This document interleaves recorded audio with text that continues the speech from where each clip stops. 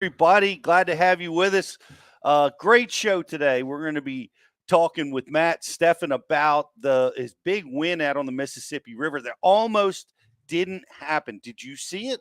The locks got all jammed up, and man, the entire top five, most of the top 10 were stuck on the other side of the lock, and somehow they got them through, and they made it in the nick of time. But I can't imagine what that was like, and the pit in your stomach as you're watching time trickle away, knowing that you got the winning bag and you can't get in. Just a horrible feeling, but it worked out. It worked. I can't wait to hear the story. He's going to tell us how he won the tournament and how he got through that mental crisis. And to my left, we've got a great friend of the show, Bash University instructor. A lot of you guys know, and brand new BPT qualifier. Let's go. Let's go. Great, Bob. Yeah. No, that's what the year was all about. So I'm excited. I can't wait. Last year I missed it by 7 points. So I was right there. Oh. Right there. So it was good to make it finally happen this year. And it'll be a good experience. I'm looking forward to it. Man, that's exciting, you know. You fished at the top level for a long time. Things got switched around. Now you find yourself right back at the top where you should be. Yeah, no, it was kind of crazy how the whole situation was where qualified for the FLW tour and they had some changes over the years. And then we're back to the point where we're trying to fight to get up there again. So it's good to make it happen. It settles me down a lot, and I'm looking forward to the next part of my fishing career. Man, when is that? I guess that gets started on the calendar year, right? It'll start off in January sometime. Yeah, January, February. We haven't got a schedule yet for next year, but yeah, that'll be even more exciting once it become real. Once you know where you're going. Yeah, for sure. That's exciting stuff, man. Well, we'll be rooting you on and cheering you the whole way. By the way, check out Gray's seminars at Bash University. Two that were important to me just recently is using forward-facing sonar.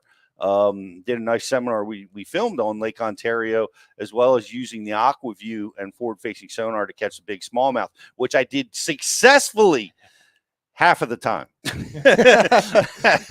at Thousand Islands recently. What a challenging tournament that turned out to be, but it was, it was awesome. I caught fish off of forward-facing sonar. I caught them.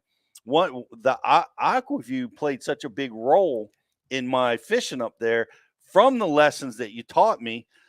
And here's the deal. Like, I had found some stuff at practice where they were on these points that were making current breaks.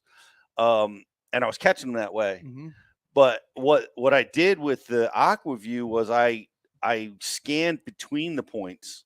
Like the point, I mean, there's hundreds of yards between these places. Yeah. And I scanned, and what it was doing was it was showing me that it was pulling these fish out that I didn't see. So those fish were getting too tight to the bottom where you couldn't see them with your sonar. Yep. And that AquaView pulls them right out. That, and they're so curious. They come over and swim and look right at it. Yep. How many fish did you have following it at one time? I had 3 or 4 at times, and it scares you. At first you're like, oh my God, there's one.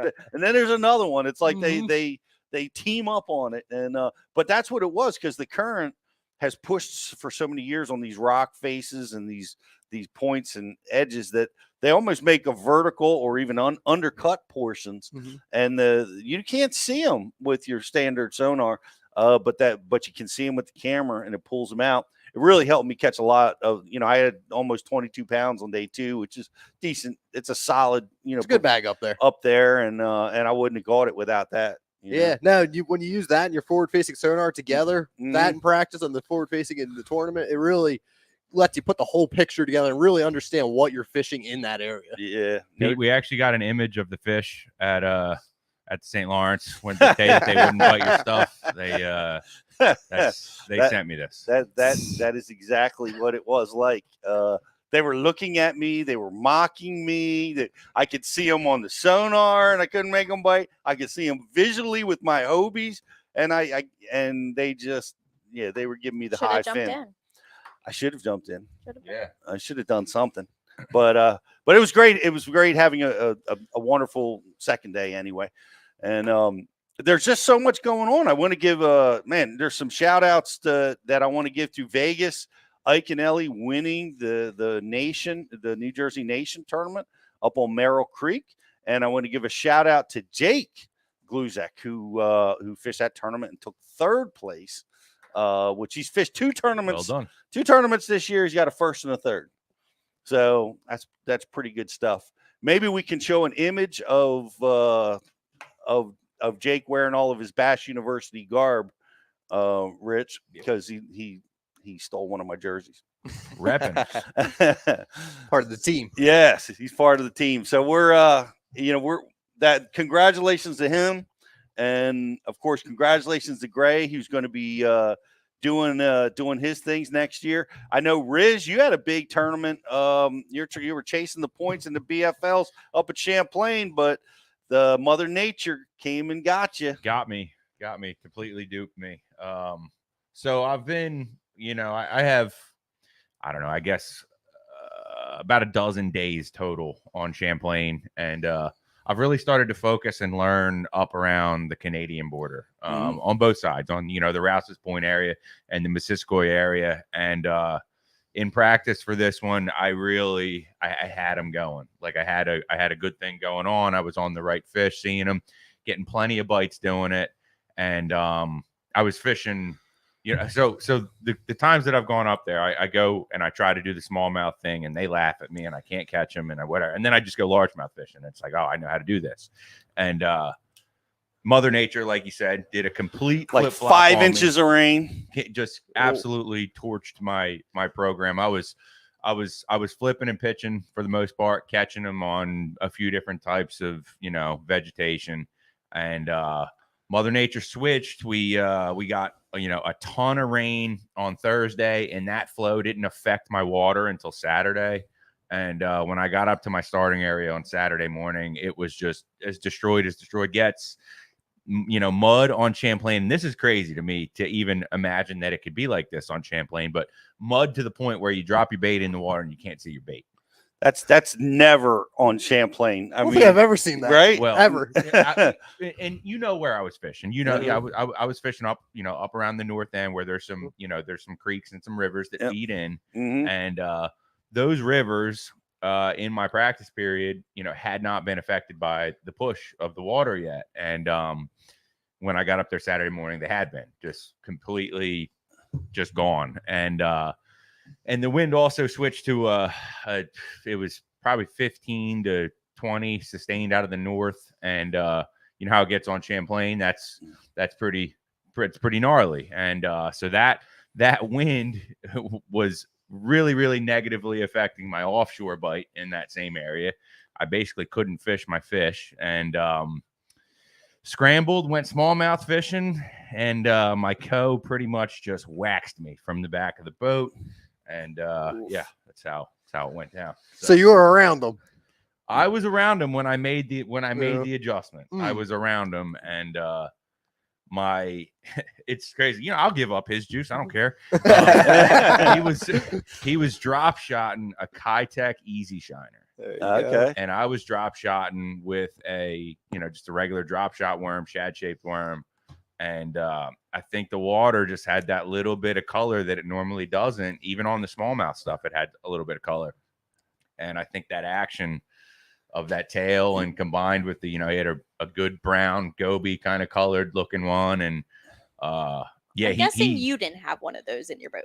I did not. And he absolutely smoked them behind me. And after he caught what seemed like his 15th just giant wailing around back there, couple things might have got broken on my boat, and at that point he decided, I should offer him one. You mean you didn't ask, like on the first bite? You got it. I was. You were still spinning. You were still spun out and frustrated. Is that common? Something. Is that common to ask? Can I use that? It's common to ask, and it's common that guys won't ask. I've always offered. A lot of guys will get like weird about it, like they get too prideful. Uh-huh. Exactly. I've been there. That's beneath. I can't ask him for his bait. I'll figure it out on my own. I knew he was drop shotting, and I did just, the light bulb didn't go. It happened fast. I mean, when we got on that smallmouth there, it all went down in 90 minutes, and you know, Mhm. I didn't pick up on it quick enough that he was doing something very different than what I was. Yeah. There was a few things: longer leader, different profile in the worm, little heavier weight he had going on, and for I me, don't fish smallmouth enough to like for it to click. For you me, know? for me, it doesn't matter. Whatever he's using is going to outperform whatever I'm using when it comes to smallmouth and co-anglers. It's guaranteed. You know, like he'll have a different color and they just swim over to that one. It's just when you're fishing for smallmouth, they're all around the boat. A lot of times, as the boater, you're targeting something. Yeah. And those bigger ones are random ones or anywhere, you know? I had that experience years ago up on, we were fishing the St. Lawrence. I was running out to Lake Ontario. Yeah. Back when we just 2D sonar. I'm catching them off. I must have caught 40 fish this day. Had right around 19 pounds. My co-angler that day just dragging a Ned rig behind the boat. 5 fish all day. He had 3 over 5.5. Oh my god! It's the like way it you happens. said, those big ones just got away from the main school. They weren't on the big boulder I was fishing out there, and he caught some giants. It happens to me more often than not that the co's they'll get the. It happened to me on St. Lawrence just on day one. My co his average fish were bigger, and that's what kind of led me to like try to fish more random when I'm fishing for small. Like I'll fish the boulder, but I'll also make some random cast or drift off of it to try to catch some of those bigger ones that aren't that tight. It's common, Rich. You're all right. Yeah. It wasn't your fault. Nah, well, yeah, it was definitely my fault. I didn't adjust quick enough. That's the Bass University moment. There is that, you know, it's like I got locked into something. I thought that I was going to do really well on my largemouth program. It, you know, was just completely evaporated, and you know, I did make some adjustments throughout that period, put a couple fish in the boat, but they just weren't the right ones. And, you know, when I got on the smallmouth deal, I needed to stay more open-minded as far as baits, different colors, you know, options. And I was just keep fishing the same stuff I was fishing that wasn't working. So something's not working. You got to change. You got to make adjustments. You got to, you scrambled together some weight, you got yourself some points, and you'll make the championship, and you'll have a do-over. And that's part of it, man. That's learning. Yeah. And I was glad to see you out there battling it. And Justin, you were up, and I want to give a big shout out to the cowboy, Joey Fuentes. I think I got that right. I always stumbled there a little bit. I was going to say the cowboy Justin. I was like, he's not a cowboy. he's a Philadelphia cowboy. But Joey won. He won his second time. He's leading the ROI over there on the elites, and he's got a second win this year on St. Clair, coming in with a 23-pound bag. But you were there meeting and greeting with all the people at the weigh-in, Justin. That's right. Yeah, it was good time. Sold some. Is your mic? I don't know. We got a mic for Justin. Justin be micless. Justin, I got no mic.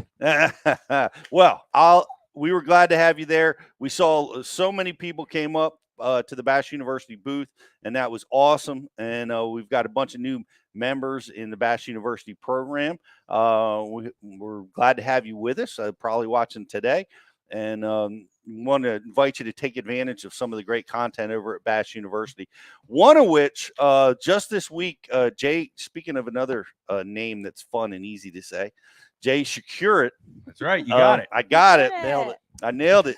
A lot of practice, but we love Jay, and we dropped his drop shot seminar just this past week. Did you study that? Did you watch it? If you haven't, go do it. If you're weak in this technique, right? If it's something you're not confident in, like me, I think drop shotting is probably the thing I need to work on the most. So I really appreciate that seminar that he gave. But if you're really strong in the area, there are some tidbits there that are just off the charts.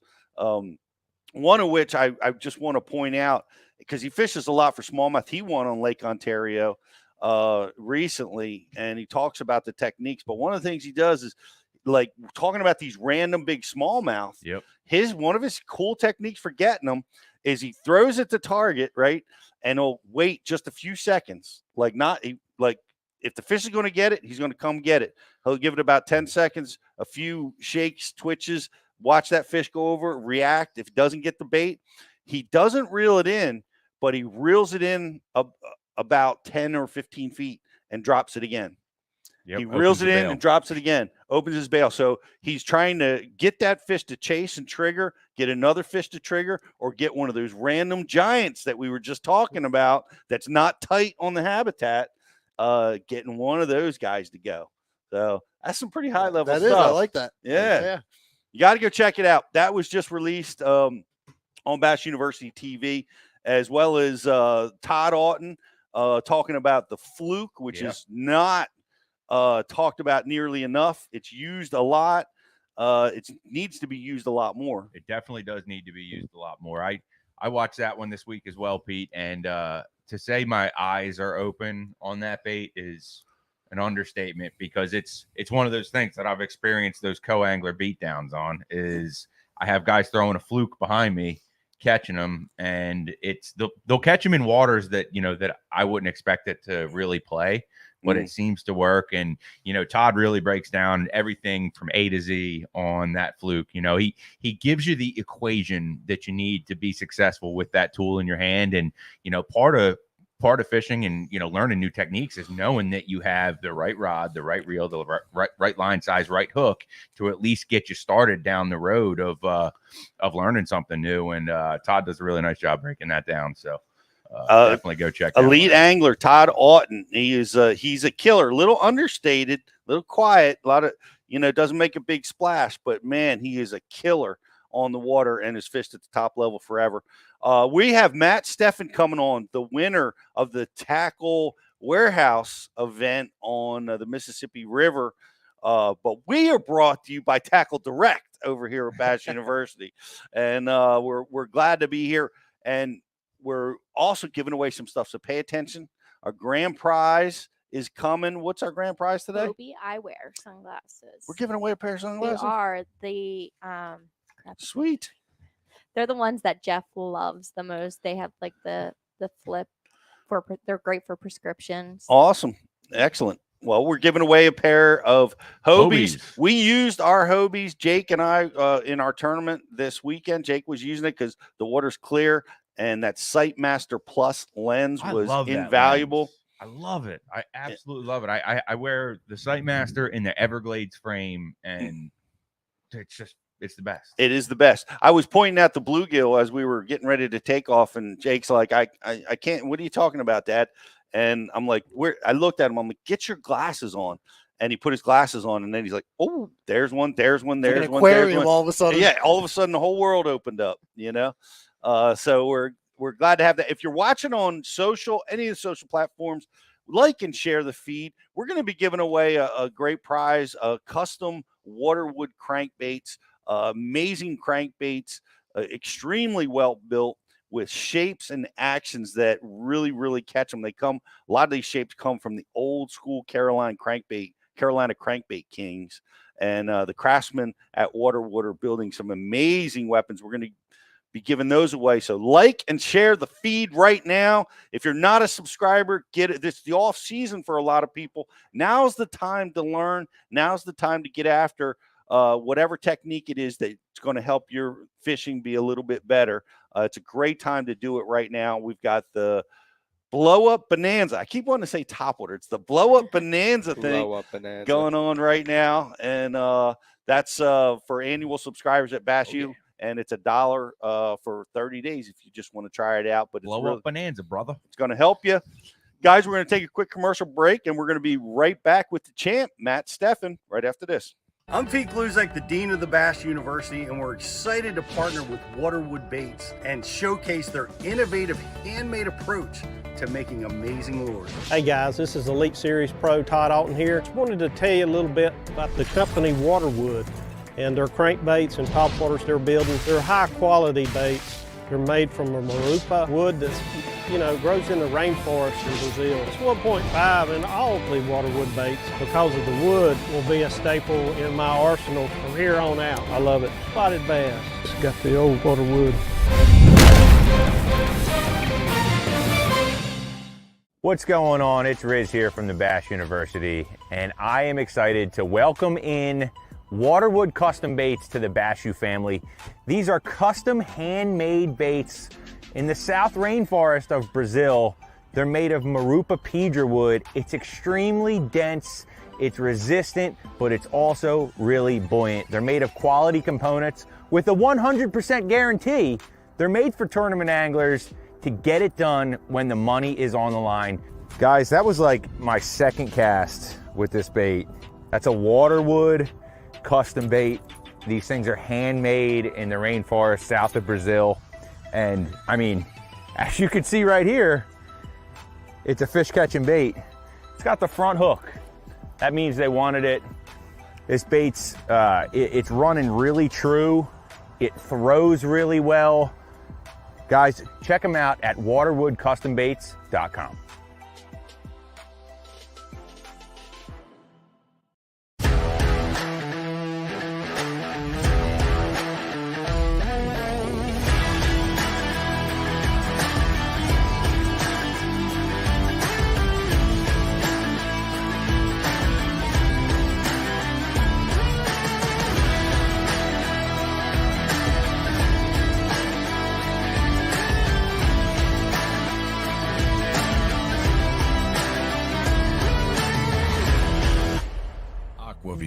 The leader in underwater viewing technology.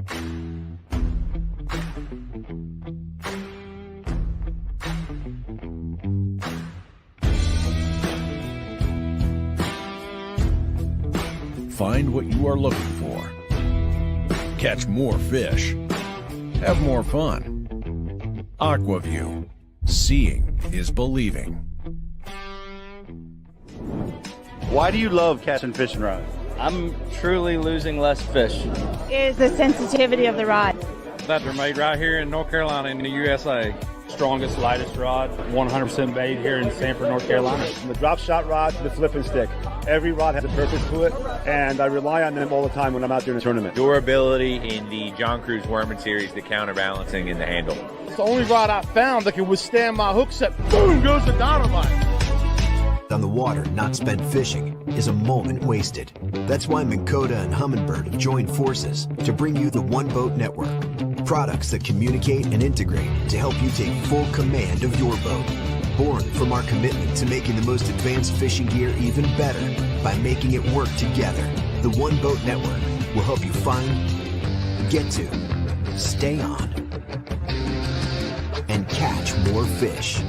When One Boat Network products talk to each other, they can navigate your boat automatically. They can give you a crystal clear view of what's below with no messy wires. And they can let you lower, raise, and change shallow water anchor modes from anywhere on the boat. But that's just the beginning. We're never done innovating, integrating, and making your boat simpler and easier to control.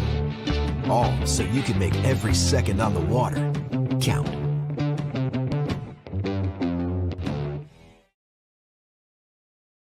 Love it. Love it. Welcome back, everybody. We're going to have Matt Stefan on here momentarily, and we're going to be talking about his big win on the Mississippi River and all the crazy stories that went on with that. There's the man, little Jake Gluzak representing Bashu, looking good. Caught that fish in his right hand off Mega Live. With a Nico rig. He's caught more fish off live than I have. And I just got back from Champlain. How'd that come off sounding? Check this out. He caught that fish off a Nico rig, the smallmouth in his right hand that he just bombed it out in the middle of the lake because he was getting tired of fishing the bank. And he had a nice smallmouth come up and smash his spinnerbait. So congratulations to Jake and all the nation guys and Frank for putting that program together, and look forward to, participating in that stuff next year. So without any further ado, here we have the champ of the Mississippi River, won a tournament that was challenging and wrought with some controversy, really some trouble at the lock, and I look forward to hearing the stories, but really glad to have him with us. Matt Stefan, the winner of the Tackle Warehouse MLF Tour on the Mississippi River. How you doing, Matt? Good, Pete. Thanks for having me on. That's great to have you. You might know this guy to my left, Gray Buck. You guys swapped some turf up there all year this year, I guess. Yeah, Gray is a phenomenal fisherman. We've been battling it out. How long you been on tour now? What, like 5 years, 6 years? 7. It's been since 17. Has it? It's crazy how Wow. this time's flown by. You're getting old. I feel it. My arm feels like it's gonna fall off some days, and That's awesome. We were just talking about that, Matt, because we're navigating the St. Lawrence River and the punishment that my old body takes on that. I was surprised. Gray's worried about it too. You're still like a teenager, man. Oh man, I'm in my 30s now. It Are doesn't you feel really? like that. Yeah. Wow. Well, Matt was smart the year we were fishing. I don't think it was the title. It was the year before that. You stayed right near the ramp. And you had 25 and a bunch of other good bags. Had a shot at winning that one. Yeah, I should have won that one. I dropped at least 1 5-pounder a day over the course of those 4 days. I should have I realize everyone loses fish, but had I boated any one of those over those 4 days, I would have won that event. Wow. Well, those big smallmouth, man, they're so hard to keep pinned consistently. Yeah, that's just, I mean, if you're on the smallmouth to win a tournament, you're probably going to lose a bunch of fish just because you're catching that many, you're fighting big fish. And on a place like the St. Lawrence, you've got such strong current that it throws a whole nother element. But I'll tell you guys, I'm going to give a little plug to my wife. The whole key to feeling good after fishing tournaments is to go to a chiropractor. My wife is a chiropractor. So when I get home, I get a full adjustment, and it is definitely helping my fishing career. I am going to take that advice. I'm going to be seeing a masseuse, a chiropractor, I don't know, hypnotist, whatever it takes. We need all that for Watts Bar. Yeah, well, Watts Bar is going to be all about mental, right? Because nobody's going to catch any fish, so it's all. So you'll need a therapist. Yeah, I will need a therapist for that one. But do you need a therapist? Oh my God, what you must. Having the winning stringer in your box and looking at those barges, I mean, have you recovered from that yet? You know, it's I will tell you this, that the last several days has probably been the most emotional days I've ever had, like mentally and emotionally draining days I've ever had from anything related to the fishing industry. You know, on day 3, I knew I had a decent bag, but I honestly at no point during the fishing day felt like I had enough to win that event. Steve Lopez was on huge schools of fish. He was catching them fast. I figured, and I knew, because we were locking up the first 2 days and locking back together, I knew he caught I think he had 17 the first day, 16 the second day. He was catching them really fast. So I kind of thought he was going to lean on him heavier on day 3. So I figured I would need at least 16 pounds to have a shot at it. And I knew I had, my scales said I had 15.3. So I felt like I was going to be a little bit short. I didn't feel like I had an actual shot at winning that until I had made my way down to the lock, found out there was a barge in the lock that none of us knew was there. And then, you know, having some experience on the river, I recognized that it was not just a barge, it was a double-decker barge. So in order to get that through, they have to do 2 locking cycles. And they were just tying up the first portion of the barge, which meant the tug had to go back down, tie up to the next section, get it into the barge, lock it up. Then they'd have to tie that up to the piece they brought up, which is a 2-hour cycle. Like generally a single barge can get through in an hour, and a double barge takes at least 2 hours. So when I got to the lock, it was about 1 o'clock. We were doing at 2:30, and they were just starting to drop back down. So in my head, I'm going, we're talking about another hour and a half. And it progressed so slowly that I never, like, it got to the point where I really didn't think there was any shot at all. I mean, in my head, I was sitting there thinking about, like, how am I going to handle it as an individual? Like, when I idle back to the dock and everyone is there checked in, and there's, you know, a bunch of us laggards coming back from pool 7 that should have had a shot at winning. Like, how am I mentally going to handle that?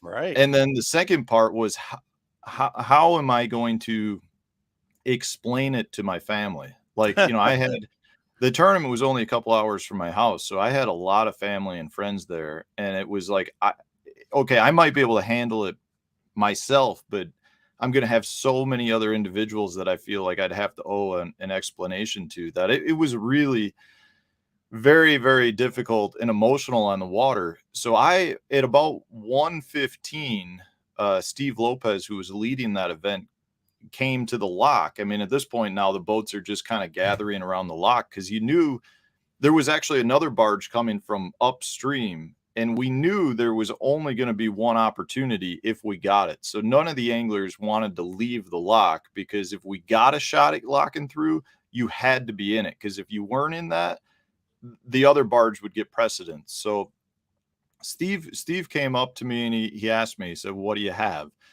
And I told him my scale said 15.3, and at that point you could see him calculating in his head, because he had a 12-ounce lead over me going into the final day, that his weight wasn't going to be quite enough. So he gave me the information I needed to make me realize I might have a shot at winning it. And then it was like just those thoughts of, I've done this, I've fished at this level for 13 years. I've had a lot of success, made a lot of championships, have a bunch of top 10s. I've had my shots at wins, and I just haven't capitalized. And in this case, I'm sitting there going, I did it, but I'm not going to get to do it. Like, gosh. I've got the fish now, and now it's not going to happen. So it's really been an emotional day. Right now. Yeah, it was brutal. I mean, if the live, I talked to the producers of the live show, and they actually ended up staying on for an extra half hour, because the drama was such good TV. And it's one of those things, when I talk to my wife and family and friends afterwards who was watching it, it's really an eye-opening experience for me as an angler, because so often we feel like we're alone on the water, but to hear their stories and to have them be like seeing the other side of things, like, the Major League Fishing announcers were talking about this barge is coming. It's going to, it could create problems. They had drones over the lock and dam to show what was going on, and it just created this big story. So for me, it was really something to get off. And my wife's like, to hear her side of things, and to find out, as much as we feel like we're alone on the water, our family and friends are rooting for us as hard on the other side. So it's been an amazing event to win it with people that I love, to have around me, and to celebrate with me on the spot was amazing. And I feel for them, because the anxiety must have been through the roof.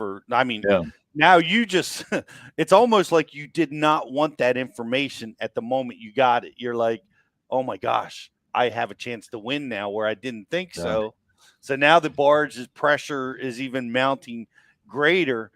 And I'm watching, like, I'm addicted to live. I watch all tournament trails that are live, right? And I'm flipping, because there's multiples going on, and I'm locked in on this barge drama. You're locked in on the lock. I'm locked in on the lock, and I got to find out what's happening, because I'm looking at my watch or the time, and I'm like you said, there's no way. It's not possible. They got to be back in by 2:30. But some things happened, and take us through this, because man, I heard some things on live. They said, cut the cameras. Like, I think you guys got processed through the lock faster than has ever been done in the history of that lock.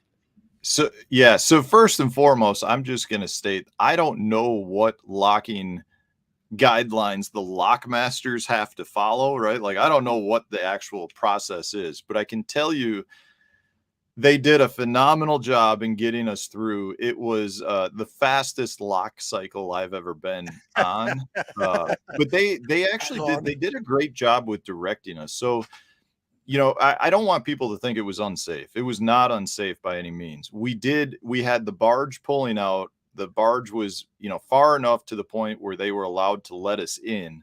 If there, the only issue with respect to that is, and this happens almost in every lock cycle after a barge, you still have a lot of turbulent water from the barge's engines pushing, and it gets caught in the barge in the lock area. So you do have some water movement that you need to deal with, but it was never unsafe at any point. But they did a phenomenal job giving us instructions beforehand. So as we were entering the lock masters were telling us, yelling at us what to do.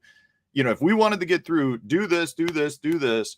When we were in the lock, you know, they had the doors shutting as we were, you know, all getting secured, which is generally they wait for you to, you know, make sure everyone is secured, and then they give it some time, and they got to walk over to another tower to hit some button to close the gates. These guys were running. They were literally running, you know, to get from one tower to the next control tower to get everything shut. As we're dropping, they're going from boat to boat saying, okay, guys, we're going to open these. When they're open, you can go at this time. Make sure you go around the bulkhead on the left. As soon as you're past that, that is now where you can run. Versus, you know, technically, if you stay in the lock, you got to idle all the way to the end of the lock. But if you cut out towards the dam, they're you know, that's not no wake zone. And they just did an excellent job. And we, you know, because it was a smaller field, I think that's really what saved us. I think coming back on day 3, instead of the 30 boats that had been going up in the morning and locking back in the afternoon, I think there were 7 boats. So it was a lot easier for us to pull in, get in line. The anglers did a great job with like directing, you know, there was a little bit of priority status. So like, you know, Steve Lopez and I, guys wanted us by the front because we had the shot at winning. We had an hour and a half to sit there and talk about what would happen and how we would get into the locks if we got that opportunity. And the anglers, as well as the lock masters, performed flawlessly to get us through. It was an emotional roller coaster. I have no other way to say it. You know, when I got past the check-in boat, we had about a 10-minute idle through the Black River to the ramp. And I mean, my live camera guy was like, this is amazing TV. What's it going to be like if you get your first win? And I just look at him and I broke down. I mean, I couldn't talk. I was like, to go through like just the idea of winning, to not being able to win, to have a shot at winning, to not knowing if I actually was going to win. Right. Like it was, I was a wreck. I mean, mental agony. Yes. This sport, for all of us that do this as a living and at the level that all of us do, it's, you know, this is our life. This is, you know, it's emotional to us. So to have these opportunities is amazing, but then to throw all that extra drama in, it's like at the time I didn't want to go through any of that, but looking back on it, it's like I wouldn't have it any other way. Like this is such a great win for myself, and the stories behind it are amazing. It's the way it was supposed to go down. Yeah. Well, you're in the lock, right? You're outside the lock. There's no chance the barge is good. Now you're in the lock, and you're like, man, it's still going to take 20 minutes to get this lock processed. So you're still thinking, I'm going to be late at best, right? Yeah. At some point coming out of that lock, you're like, oh my God, I'm actually going to make it. So there were within the group of us that were going up there, and keep in mind, so I think of the 7 of us that were up there, I think we all finished in the top 10. So not only, you know, are you talking about drastically changing the outcome of the tournament? I don't know this for sure, but there may have been a change in Angler of the Year as well. Meaning, you know, I think Ron Nelson won it, but I think he only won it by a few points over Michael Neal. And had guys like myself been not made it back, we could have dropped far enough to move Michael Neal up to AOY. So it really would have had some big impacts, not just on who won the tournament, but potentially AOY as well. Wow. But there were a lot of locals up there with me. I mean, Tom Mansour, Nick Trim, I think there was one other guy. I don't remember offhand, but you're talking about guys as well as myself that fish the river a decent amount. So we know how long it takes to get through, what a normal lock cycle is. And as we're all sitting around talking, it became the consensus was if we got in at 2:05, we would have a shot, because it's a 15 to 20 minute through the lock cycle. And then you're talking about probably a 5-mile run to get to the check-in boat from there. So, you're looking at, you need 25 minutes. So we were idling into that lock right at 2:05. So when he gave us the green light to enter the lock, all of us are like, we got a shot, but we don't know if we're going to do it. It kind of depends on the lock, and the lockmaster did a great job dumping us through and getting us out. I was thinking that, of course, I'm listening to JT and the boys talking about it, and I'm like, okay, they're going to get through, but it's going to be a race, right? Is it going to be, are they going to suffer 2-minute penalty or 10-minute penalty?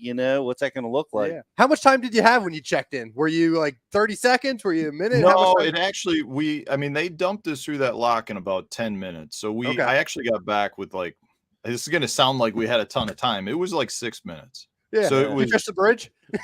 No, I didn't. But I'll tell you what, Steve Lopez pulled up and made a few casts, and I'm like, I'm checking in with the check-in boat, and I'm looking back. I'm like, oh my God, he's gonna catch one. It was such a crazy thing, because none of us expected that barge to be there. So what happened? The barge's name is Sheila K. Barger. I'll never forget this. Sheila K. Barger. So we have all got apps on our phone that can track barge traffic. I'm going to say 95% of the bigger commercial type stuff is on that app. Occasionally you get something that's not. So in the morning on day 3, we thought we were going to get up there and be able to fish, because the first 2 days we had we were locked out in the morning, and in the afternoon we had to come back early because of barges. So we only had 3 hours to fish in pool 7. Day 3, we're at the ramp looking at the apps. We're like, yeah, there's a barge coming, but we're going to beat it. Well, we had a fog delay that cost us that. So we ended up getting to the lock as Sheila K. Barger was entering the lock, which was a double-decker barge. So it took 2 hours for us to get through in the morning. So we were cut again to about 3 hours. So we're watching on the app, and this Sheila K. Barger came out, and it looked like it actually went to a holding pattern just on the top end of pool 8. So I didn't check my app again until probably like 11 o'clock. And I still see Sheila K. Barger parked right below the pool 7 lock, right in the top end of pool 8.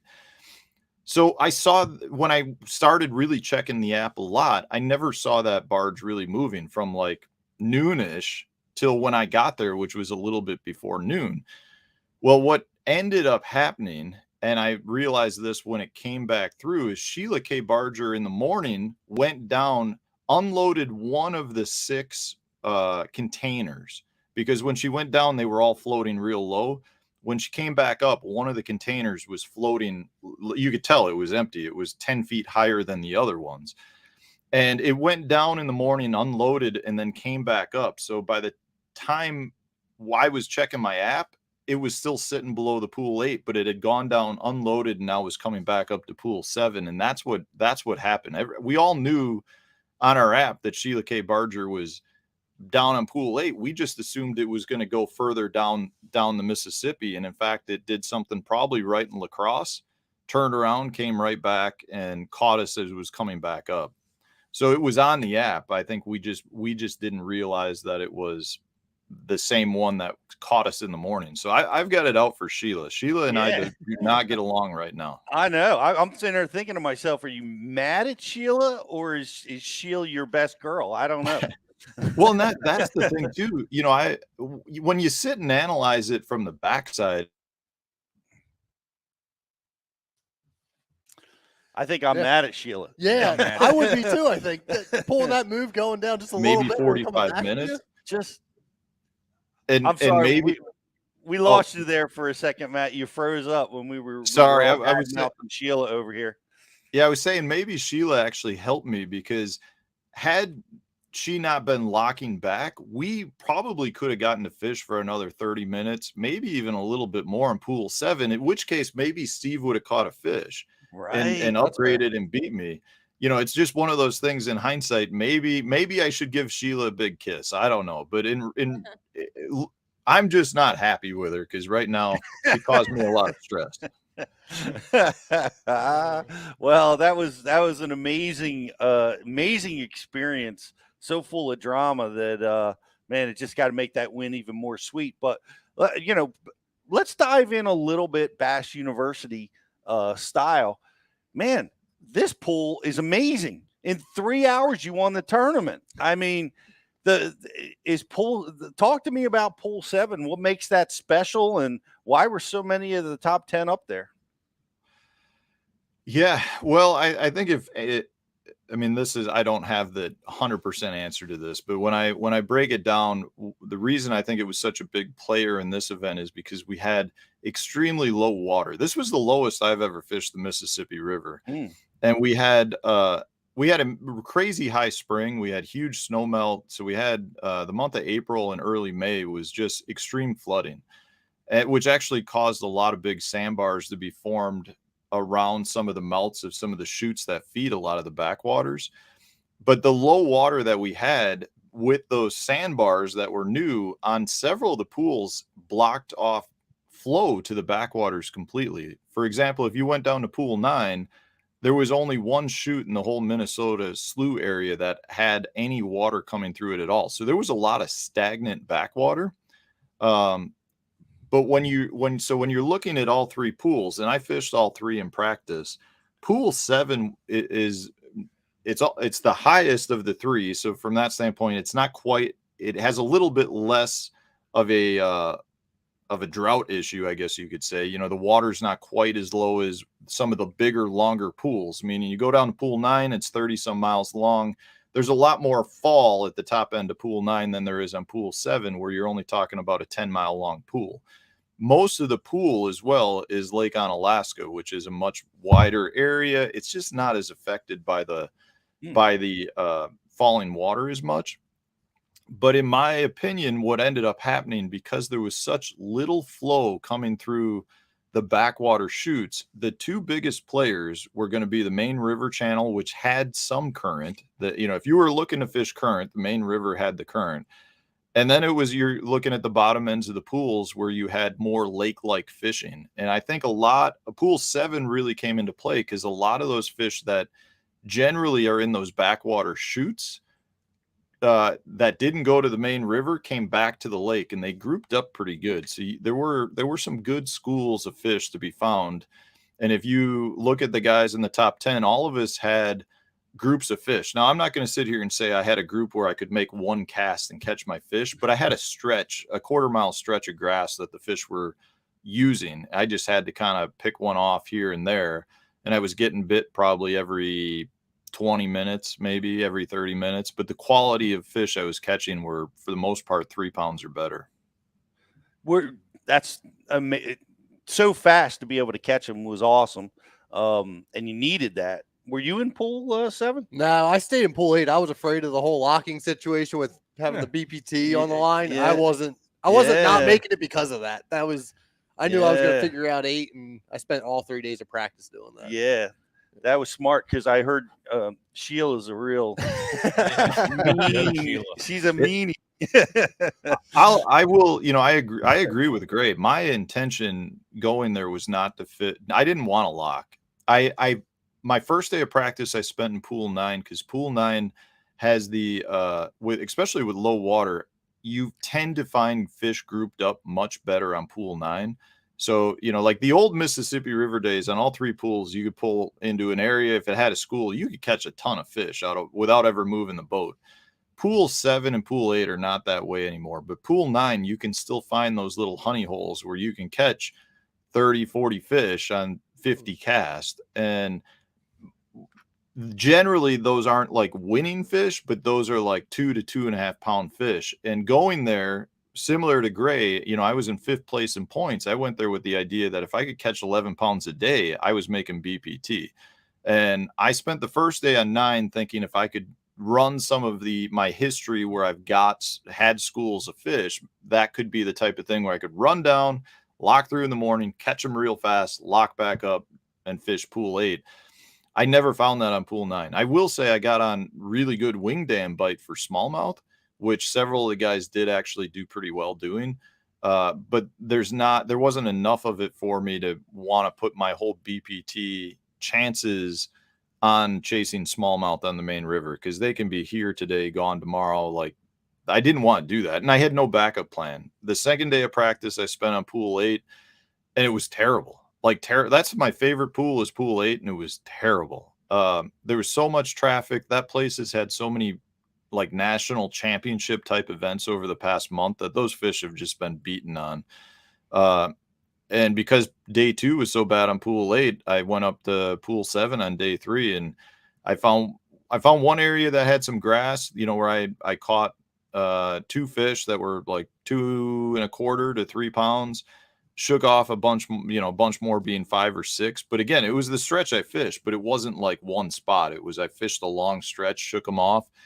And the second half of the day, because I kind of like the grass thing, the second half of the day, I was like, well, if I can find pool 7 wing dam fish like I had in pool 9, that gives me a couple of different options. And I had some wing dams in pool 7 I felt like I could run to and catch some keepers. So I ended up going to pool 7, which at the start of practice I never thought I was even going to fish. Wow. Well, it worked out for everybody that went. Fortunately, you were the bite was tough. It looked like you were throwing a wacky stick bait.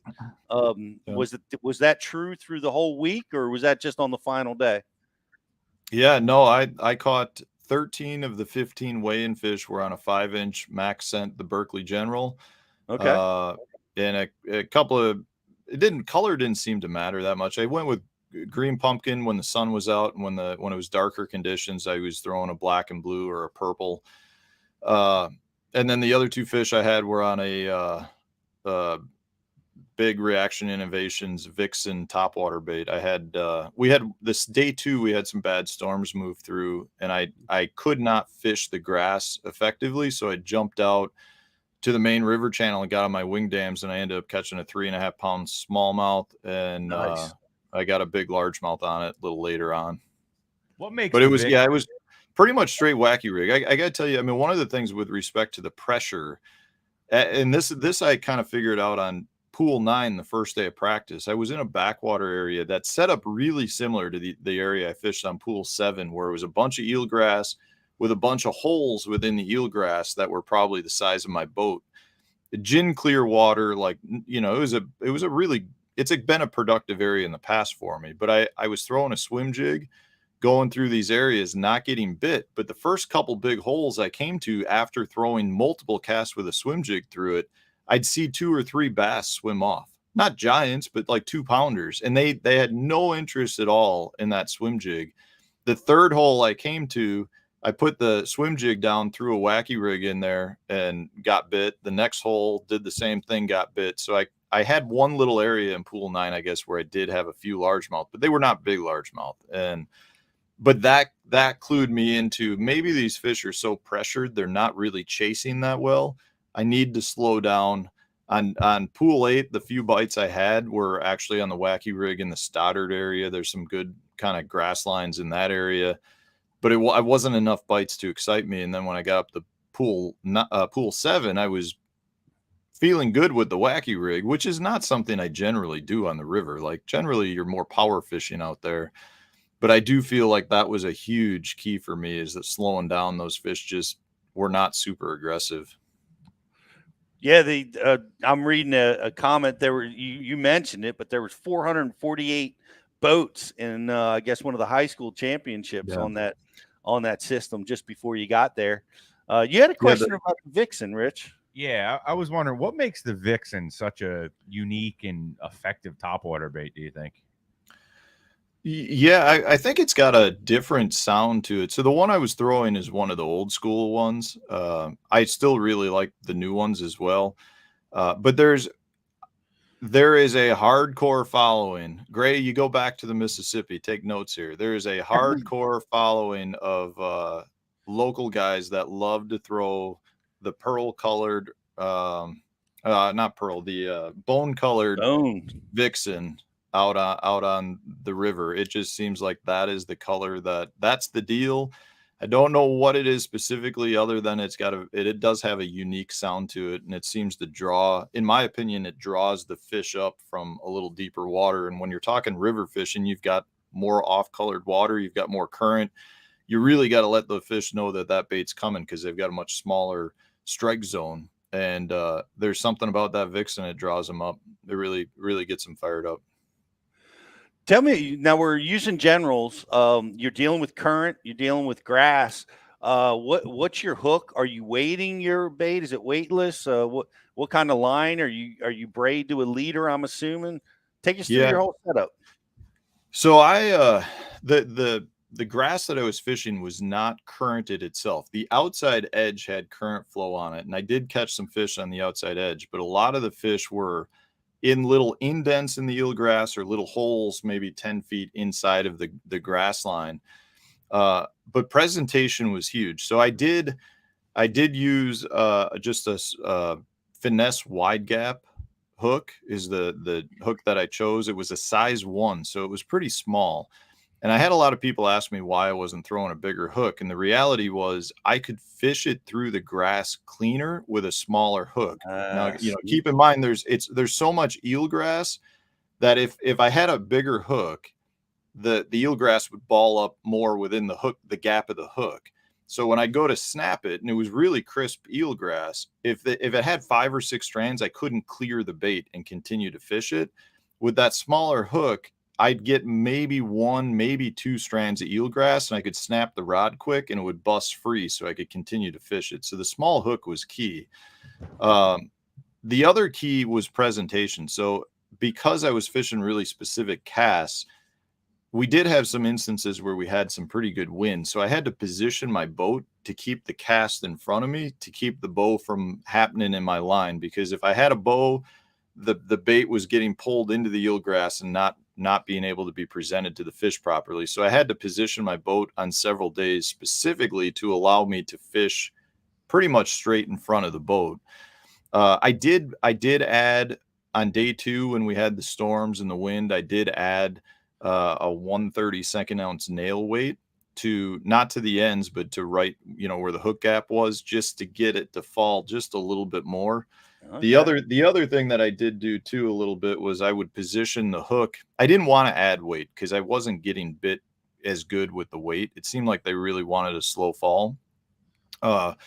But I also would position my hook slightly above the midpoint of the worm, which would add a little bit of weight to the front, which would get it to fall a little bit faster, just a hair faster. So I do think that mattered.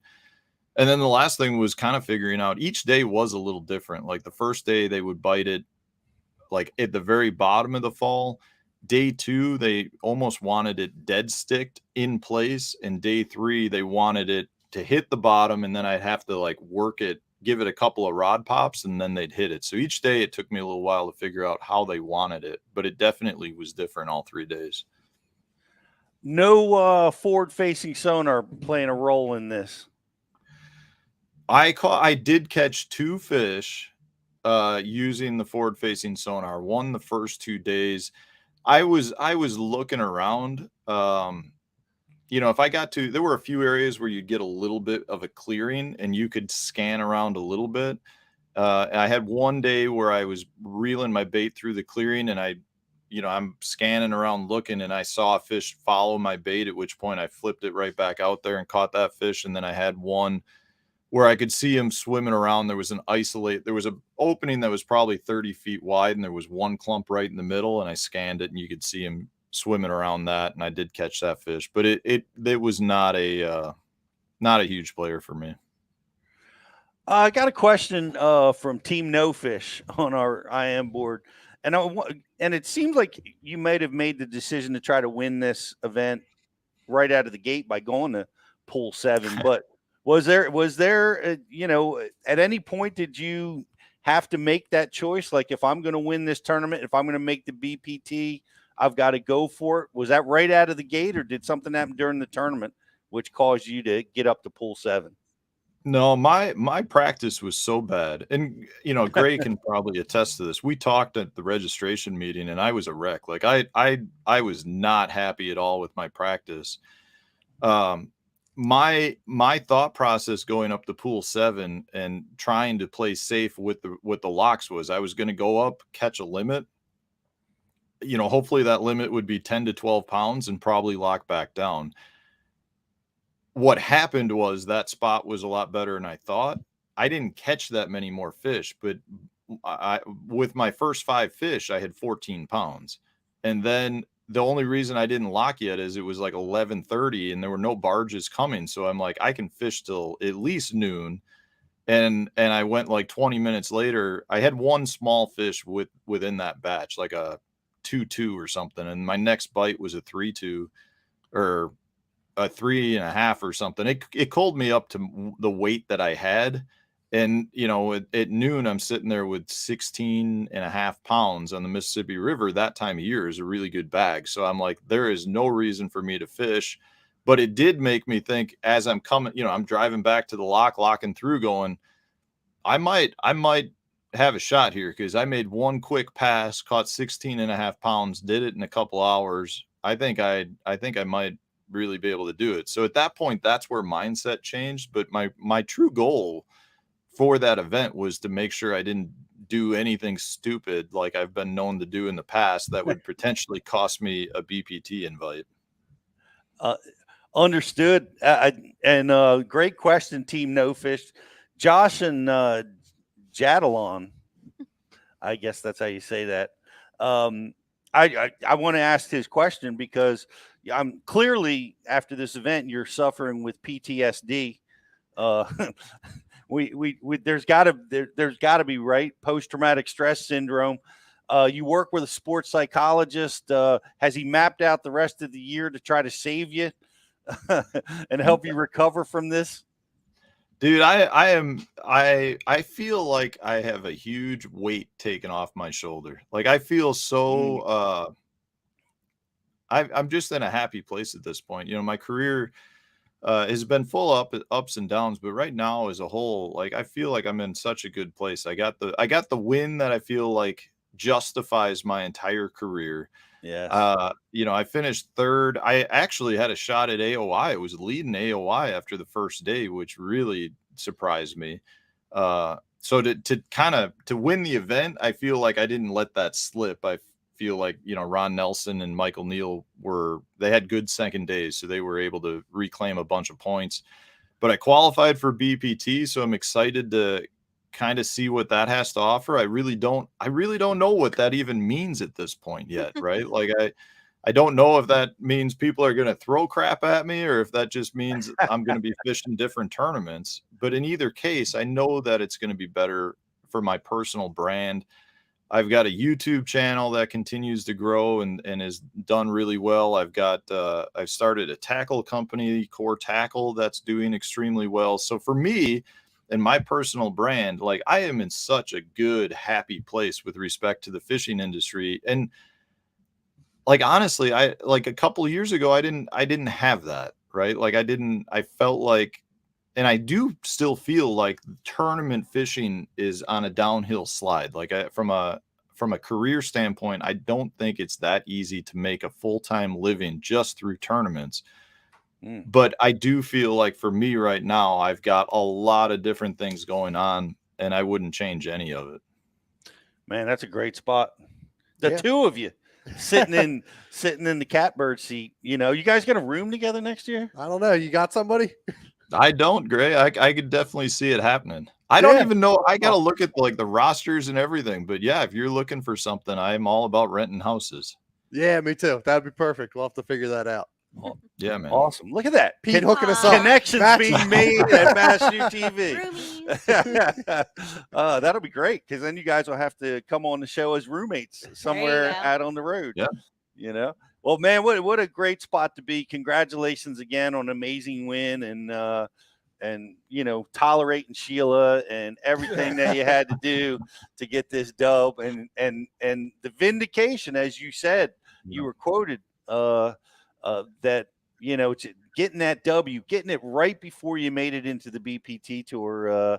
What a deal. Congratulations, man. And we wish you all the best. And thanks so much for coming on the show. No, man. Thanks for having me on. This is another thing I can just check off my list. So I appreciate you guys having me on. Awesome. We'll be following you, and thanks again for coming on. What a great win. Thanks, Matt. Thanks, guys. Oh man, what a deal. What a monster emotional roller coaster ride. I'm telling you right now, I'd be pacing in the boat. I'd be rocking. God. I'd not know what to do. What would happen if all of them got stuck there though? Would they They all would lose their weight or lose a portion of the weight depending on how late they got in. There's no like No excuses. It's the risk. It's the risk you take by going through that lock. Yep. And people have paid that price many times over the years where the same thing happened and they didn't get back, and they had to sit there with their fish and just let them go. Just let them go. And, horrible. And it would have changed everything.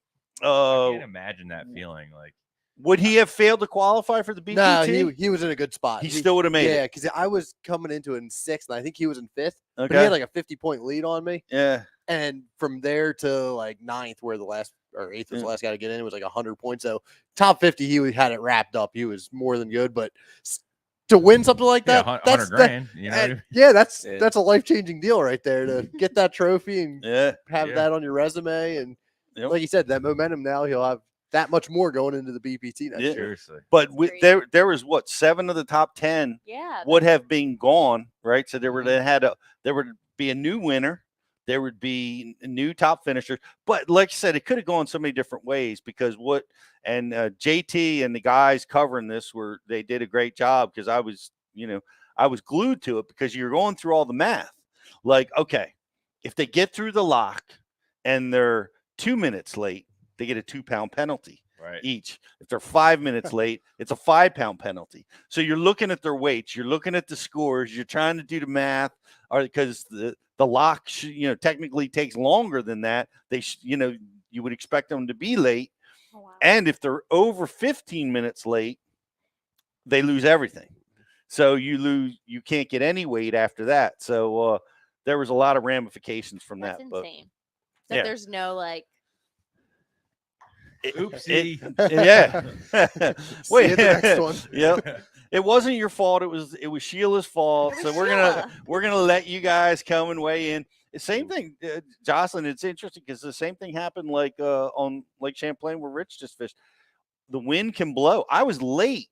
I actually failed to weigh in at Lake Champlain. It's the only time ever because I was up on the Canadian border and it was slick as this table, so calm, not a breath of wind, and 5 miles. And when it's like that, it's about 20-25 minutes to get back get back in when it's flat. It's rare. I've seen it, and I'm timed it. I know what it takes. So and I didn't have the fish, so I wanted to push it. I needed another bite, and I started my run back in. 5 miles in, I get hit with a breeze. 10 miles into the ride, it almost knocks my boat sideways, and the entire lake is now 5-footers with white caps. And forget about it. And I'm like, and I have no extra time. So I start pounding these waves and I start skipping them. And I'm like, man, if I skipped them all, I'd break everything in the boat myself. I might make it. And then they got even bigger. And then I just said, for the first time in my career, I'm not weighing my fish. And I was late and I had to dump my fish. Gosh, that's horrible. Yep. You would think too that like they would schedule the Sheilas not to come. Well, you bring up another good point. It is the priority, right? The purposes of the locks are for the commercial traffic. That's why they were built, and they take priority over everything. They allow pleasure boaters and tournaments, which are in that category, to use the locks. Oh. But the commercial traffic takes priority every time. I'm not to say that, people have negotiated with the barge guys, and, I've heard stories of going up to the captains of the tugboats and, slip, hey, I got $100 bill here, if you just chill for a little while and let us go through, and I've heard stories of that working, and, I don't know if it's legal or it's not legal, but yeah, the other thing was, and is, you know, we talked about the safety of it, and that lock, he got those guys through that lock probably faster than ever. And I think there's probably a protocol on how fast you can let water in and water out so that the safety protocols are met. And I think they pushed things as fast as they could to try to help those guys. If I was in the lock, I'd have told the lock master, open that sucker up, man. Do you know who I Tidal am? wave. Yeah, I got my jacket on. I got level flotation in the basket. Good to go, buddy. Just I proved let it on Bass roll. Live I can swim. Like, I can do good. it. Yep. He pulls out his floaties. Ready. Let's go, man. Whitewater rafting. Yes. Oh, man. What a great story. And guys, I hope you paid attention because we're going to be asking a question, giving away a great pair of Hobie sunglasses. And if you're watching over on social, it's your last chance to like and share the feed. We're going to take a quick commercial break, and we'll be right back giving away some stuff.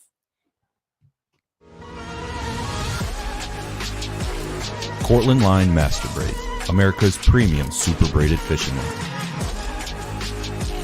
Manufactured in our Cortland, New York facility and constructed from the highest quality Spectra fibers available.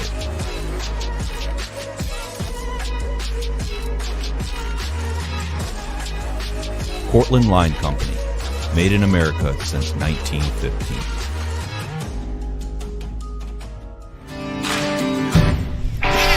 I have to have the best eyewear. My eyes are essential to doing my job. It's the highest quality lens that I've ever used. Top of the line performance in these glasses. But they're priced for absolutely everyone. The everyday angler can afford them. As a touring professional pro, if I can depend on them, I know the weekend angler can as well. Hobie eyewear, built for the pros, priced for everyone.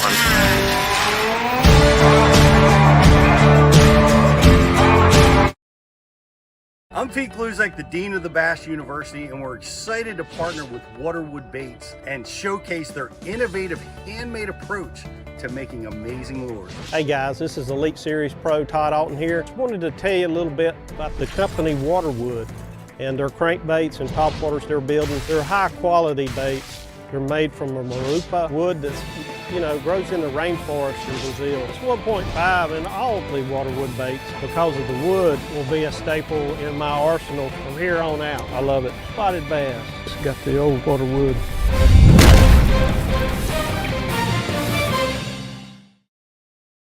And we're back. Mahalo. Mahalo. What was the word I made up last time? That was mahalo. Oh, mahalo? That was your That's word. my word? Yeah. Mahalo. I thought that was the OG word. but- Omaha. Yeah. Welcome back. Great having Matt on talking about that stuff. And he qualified for the BPT tour, as did you, Gray. Amazing accomplishment. It's going to be a big year. But we were talking about the AquaView. I'm using it. I use it at 1,000 Islands and how it pulled the fish out for me and helped me catch some fish I wouldn't have caught otherwise. You're using it a lot. Yeah, no, I really do. I take full advantage of that. If you have any water that you got 3 foot of visibility in, you can take that out there and drop it into a brush pile, a rock pile, whatever it is. Earlier this year, I was fishing down at Clark's Hill and we had a lot of pre-spawners and they were setting up in that brush in 15 foot. And I would use my active target looking on my forward facing center. I could see those fish in there and they're just being funky a couple of the days in practice. So I took my little micro revolution here. It's got that spool on there, makes it super easy to wind in and out. You can keep it anywhere in your boat and drop this right down in there. And I could see they were spotted bass and they were good ones. And it was just kind of one of those things that helped put me over the edge there, that I knew if my shallow deal wasn't working, catching those big pre-spawn largemouth, I could drop back and that those spotted bass were in there. And it took a little more time to get the bite was what the deal was. Right. But that gave you the confidence that these were spots. They weren't drum. Yeah. They weren't carp. Yep. And that's what this does more than anything. It gives you confidence, whether it's in knowing it's a fish or if I side scan something and I look at it, I'm like, yeah, that looks kind of funky. I put a waypoint on it. I'll go drop this on there and just tell, is it a stump? Was it a boulder? Right. It just teaches you a lot about what's on the bottom. And that's more valuable than anything as far as I'm concerned. I think you're right. I use it a lot with Jake because Jake's, kind of getting, into tournament fishing and getting a little bit more into fishing, but teaching them what things look like on my hummingbirds. Like I'm showing them that's grass, that's stumps. But he loves staring at the AquaView for that exact reason, because now you can legitimately see, okay, well, here's what a stump looks like on my, forward facing. Here's what it, here's what it looks like with the AquaView. You can confirm that that's a stump. Here's what it looks like. So next time you run into that, you're dealing with stumps. Absolutely. And this builds the whole picture. Mm-hmm. It really does take it to that next level. I think you guys got to use it. I'm worried that they might DQ it. You know what I mean? We've heard some controversy, about them. I can't imagine that would ever happen. But they want to DQ forward-facing sonar. They want to take that out of tournaments. They want to take the AquaView out. But it's a tremendous learning tool. Never going to happen. Never going to happen. Yeah. No. It's like in NASCAR, like. And I've heard this analogy before, like 20 years ago, guys were running NASCAR races without like neck protection, seat belts, and they were smoking cigarettes while they're driving. Technology brought us forward, and technology is bringing us forward in fishing. That's awesome. No concept. No seat belts, The comparison. Smoking a cig, like, running around Daytona 500, like, but now things have changed, and can't do that anymore. That's so funny. I just saw on Joe Rogan, they had a marathoner, an old marathoner guy that's a chain smoker. That's great. People are taking water breaks. He's taking smoke breaks, running a marathon in 3 hours. You probably wouldn't be winning the battle. We're off the rails. We're off the rails. So we're not getting rid of the AquaView. But so it's been a big year, right? Long season. Mm-hmm. Came down to the Mississippi, which you did well and made it. What take me through like one of the highlights of the year for you? Yeah, no, the season it kicked off and it was a strong start. I pulled into my first spot, Lake Okeechobee, and I had 18 pounds in the first hour. Wow. So like, when that happened, that sort of stuff.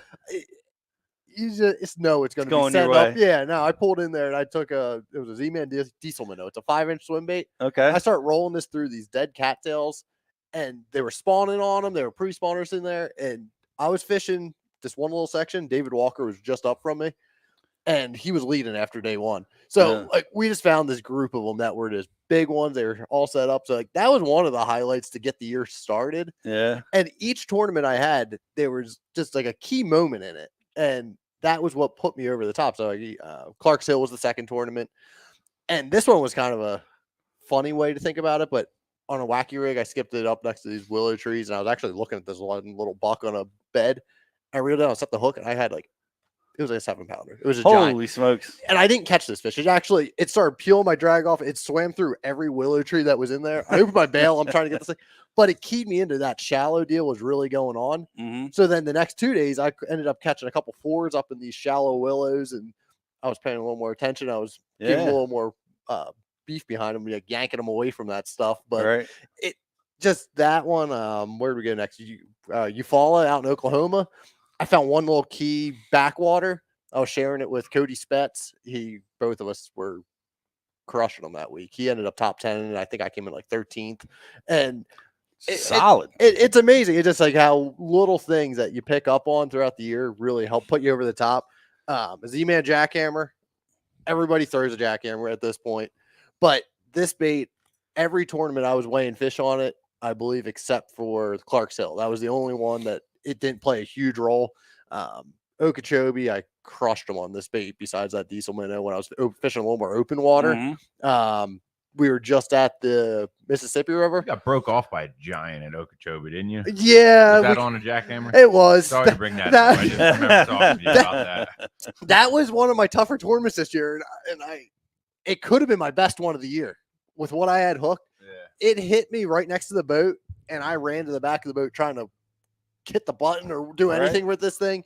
And another one, it was well over 7 and ended up busting me off. I had a 20-pound fluorocarbon. Like, it just doesn't happen. That was the first event of the year, right? It was on day 2 of the tournament. And that day I actually struggled a little bit. I only ended up catching 6 fish that day, and I didn't catch my last keeper until the very end. But that one there would have jumped me up probably another I bet 5 pounds, maybe more. So but as it turned out, you didn't need it. No. And I mean, and that's what a lot of people feel like. I hear everything's got to go perfect, and the tournament game never goes perfect. No. Even great years like this, you got to overcome the obstacles. And we always remember the bad parts more than the good ones, even though like the season was awesome. I had, I think, 3 top 20s, 4 top 20s.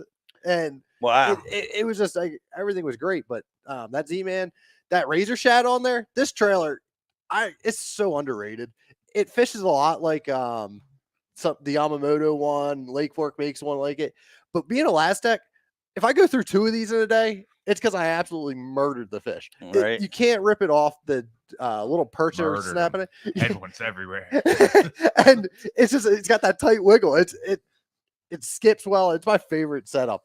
That color there of it is called Hot Snake, so it's a great bluegill imitator as well. Yeah. It's got a little bit of that yellow perch color that we got up north. And what is this? What color skirt is this? Just green pumpkin. That's just green. Yeah, it's a straight standard green pumpkin. And this is a 3/8. That's a 3/8. So at the end of the year, I was throwing a 3/8 at the Potomac and the Mississippi River. Okay. I was fishing some of that thicker grass. Right. The half, I was just fighting it too much, and I felt like I was more bullying it through this yes, stuff. exactly. Yeah. So this you can kind of feather it through there. Mm-hmm. First day of the Mississippi River, I pulled into this little eel grove pocket, and they were chasing these little shad. And I wasn't throwing that color at the time. I was throwing a green shad. It's called. It's kind of a shaddy color. It's got some chartreuse on the bottom. And they were pushing this bait into this corner. In 15 minutes, I had 14 pounds off of it. Like it was just every cast.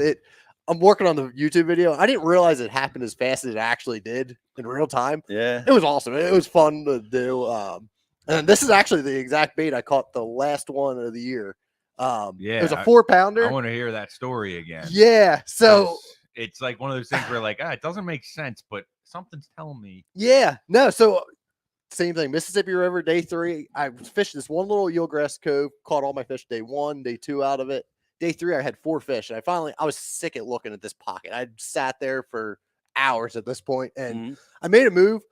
Went to an area I'd caught a 2.5 in practice, and same thing. I was throwing that green shad, and I had this rigged up, buried in my bass cat, just down in my box, and I pull in there. I'm like, I should throw that. Like there was just something like a feeling I got, and I fished for about 2 minutes, and I'm working this bait down this eelgrass edge. There's a bunch of current coming through this part of the flat, and I hooked this fish, and it wasn't like anything else I had hooked in practice. It was way bigger. In the tournament, I think I had a 3.5 was my big one, and I'm like, just please don't be a giant pike. That place is known for them. Yep. And it comes up, and it's a 4-pound largemouth.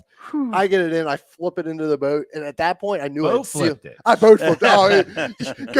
If you watch my Instagram page, I put it up there. I kind of freaked out, which I hardly ever go up, but I knew that was the one that was going to put me in the Bass Pro Tour. Yep. It was my 5th keeper. It was a 4-pounder, put me over that 12-pound mark that I knew I had to hit, and it was awesome. It really was. Like it's what a sweet way to end. It is. It really was. Well, that played a big role, and man, you've accomplished a lot. It's going to be a big year this year. It's going to be a lot of fun. You're going to be doing the catch, weigh, and release. Yeah. Have you done any of that before? So I fished 2 of them like that. In 2020, I came in 3rd place in Angler of the Year for the at the time the MLF Pro Circuit. So we got to fish the first Bass Pro Tour event of the year. Right. And it was on Rayburn, so I got a little bit of experience, and that one did not go great. I just wasn't really on them. I also fished one of those when we were at Sturgeon Bay for a title championship, and that one went I came in 7th. I had caught in the 2nd or 3rd morning 5 on my first 5 drops. It was smallmouth fish, and they were schooled up. It was I got to experience both ends of that. Yeah, but it's a whole different deal when you know what everybody else has throughout the day. That's the part that's hardest for me. It messes with your head. Oh my God, yeah. So that's going to be a learning curve, I think, to that point. But it's still fishing. I'm still going to throw my jackhammer probably 90% of the time, like I do already. So as you should. Yeah. You and Stephen Browning. Yeah. That knowing what everybody else has, I think was even more pressure when every fish counted. Now that it's 5 fish, I think it would relax me a little more because, you know, I know that maybe I think I'm going to be able to get those bigger bites in the afternoon. So don't panic yet. You know what I mean? Yeah. Mentally, I think I'll be able to stay in it longer, you know? No, because, every fish counts. If you start- get in a hole, you're done. 20 pounds starts getting away from you so fast, you know? Mhm. But a 20-pound bag, and somebody gets it early in the morning, that's all right. You know, I'll get mine, right? Yep. You can keep your head in the game. Well, it'll be fun to watch. Guys, I appreciate a lot of you guys hanging out with us. We got Tuck hanging out with us, and BKJ and Chuck Fish and Andrew W and Team No Fish and all you guys that are hanging out with us today. We really appreciate you being over on bashu.tv and watching us wherever you're watching us. Don't forget to like and share because we're going to be giving away some cool waterwood baits here just shortly. BKJ earlier on the message board was saying that he loved your name, but he's thinking about changing his name to Greenfish because gray buck, greenfish. There you go. I thought that was funny. That is pretty cool. I wonder where Sheila is going to wind up in Matt's world. You know, I think I might name my next boat Sheila. I don't know. You know? Why don't we? He needs that on the side of his boat for the Bass Pro Tour next year. That'd be great. No, 100%. Your wife might be confused. No, I think she's buddy with Sheila now. No, okay. You know, I wanted to talk about this real quick. So Trent Palmer from Sonar Pros won the other. Won the MPFL. But did you hear that Patrick Walters came in second and he towed him in and only lost by 2 ounces? Oh my gosh! Came in No second. kidding. Would you do that? Yeah, would you? Well, yes. The answer to that is yes. If you knew that you could win. Yeah, there might be 1 or 2 people that I wouldn't tow in, but no. Generally speaking, we do that for each other. But shout out to Patrick Walters, man. That is tremendous sportsmanship. I didn't realize that went down, and congratulations to Trent. From the Sonar Pros, build an amazing harness that really does a nice job in getting the most out of your electronics. Friend of the show, we've had him on before, and man, that's awesome. You got a big W, $100,000. Yeah, $100,000. 100 G's. Some money to be made over there. Patrick Walters is like, cashing checks every time he steps in the boat over there. He's won, 2 or 3 of them, I think. Has he won that many? Wow. 2, yeah. 2? Yeah, and he's top. Everyone he fishes, he's like top 5. That's crazy. That's pretty good. That is. It's pretty good track record. So, well, good deal, guys. Like and share the feed.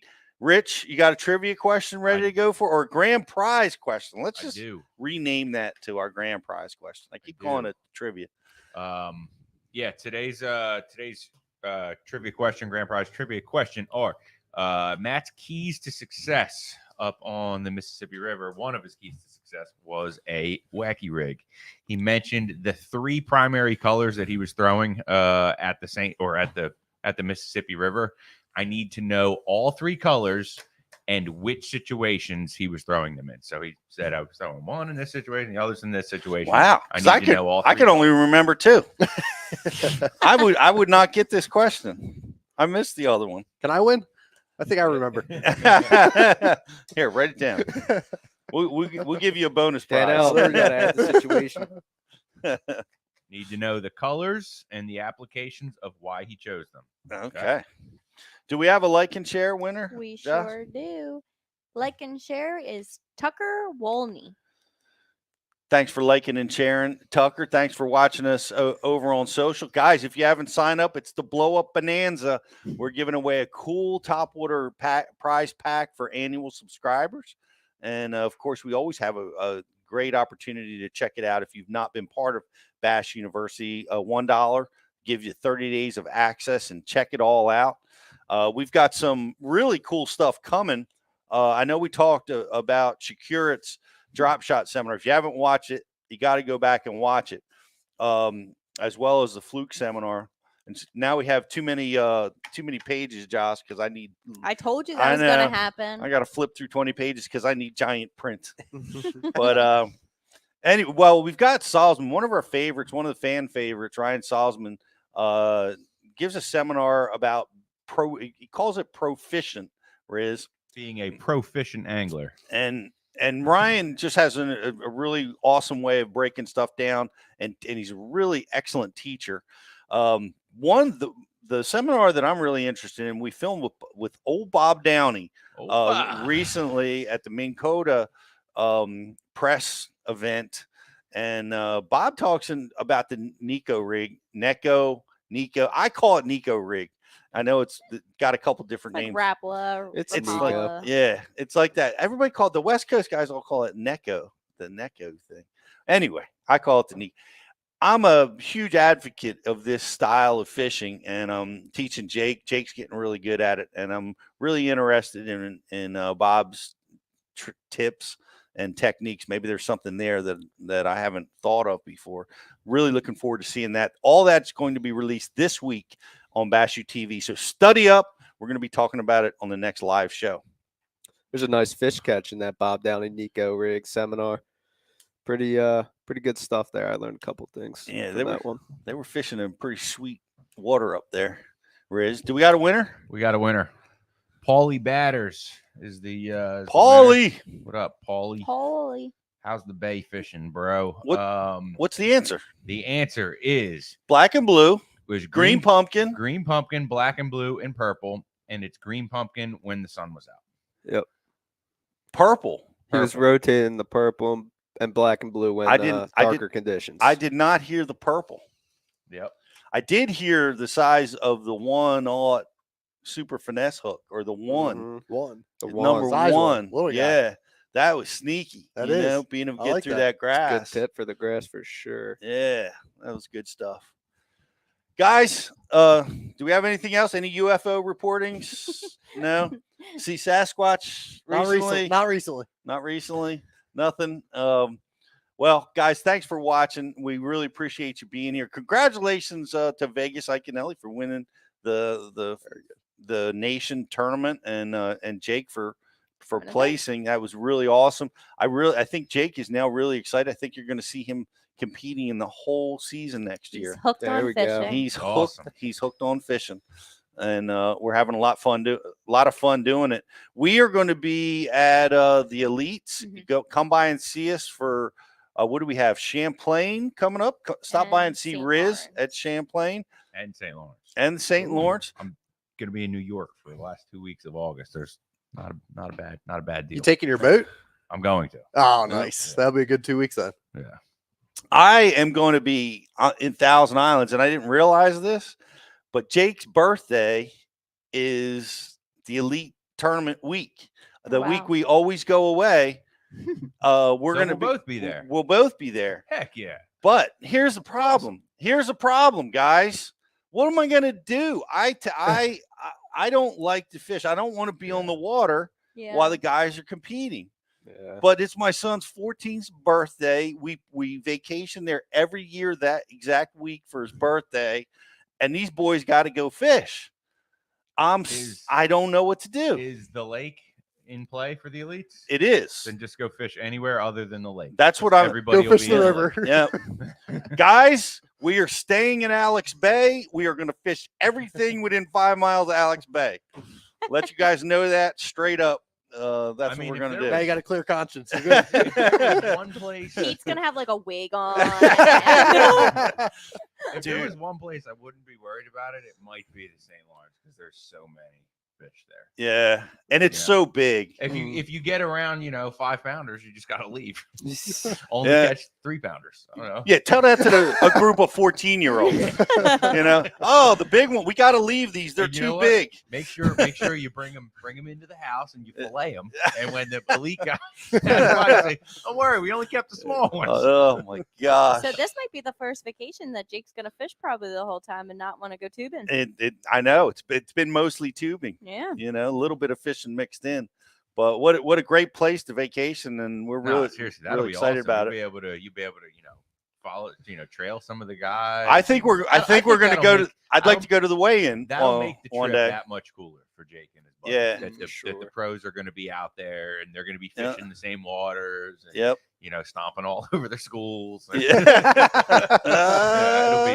be cool, man. Oh, I can see my face plastered with hate over everybody's social media channel.